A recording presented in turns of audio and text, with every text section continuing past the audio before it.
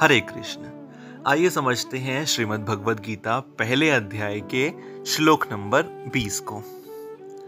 अथाव्यवस्थितांगृष्ट्वा धार्तराष्ट्रं कपिध्वजः प्रवृत्ते शस्त्र संपाते धनुरुद्यम्य पांडवः ऋषिकेशं तदा वाक्यम इदमाहामहीपते। अर्थात उस समय हनुमान से अंकित ध्वजा लगे रथ पर आसीन पांडुपुत्र अर्जुन अपना धनुष उठाकर तीर चलाने के लिए उद्यत हुए।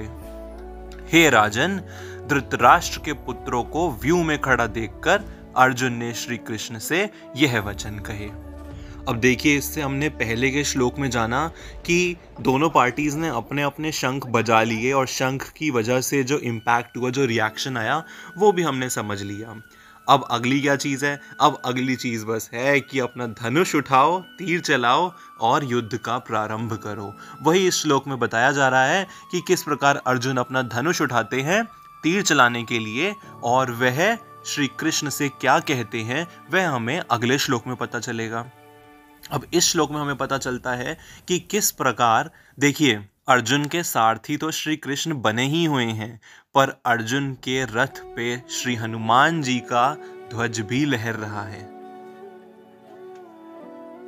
तो देखिए, यहाँ से हमें एक चीज़ और समझ आती है। हालांकि आपको अधिकतर लोगों को ये पता ही होगा, पर अगर नहीं पता है तो यहाँ से हमें समझ आता है कि रामायण पहले हुई और महाभारत उसके बाद हुई, क्योंकि राम जी का ही अवतार श्री कृष्ण जो अर्जुन के सारथी, और रामायण में राम जी के साथी हनुमान जी, और यहाँ पे भी हनुमान जी का ध्वज लगाए अर्जुन धर्म युद्ध में उतर चुके हैं।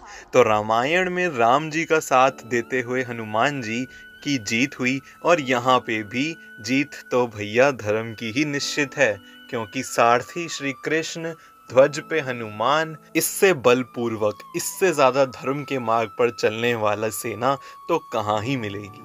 तो यह हमें समझ आता है पहले अध्याय के 20वें श्लोक में। अब जैसे कि इस श्लोक के एंड में बताया गया कि अर्जुन ने श्री कृष्ण से कुछ कहा, तो वह क्या कहा वह हम जानेंगे 21वें और 22वें श्लोक में। तब तक के लिए हरे कृष्ण।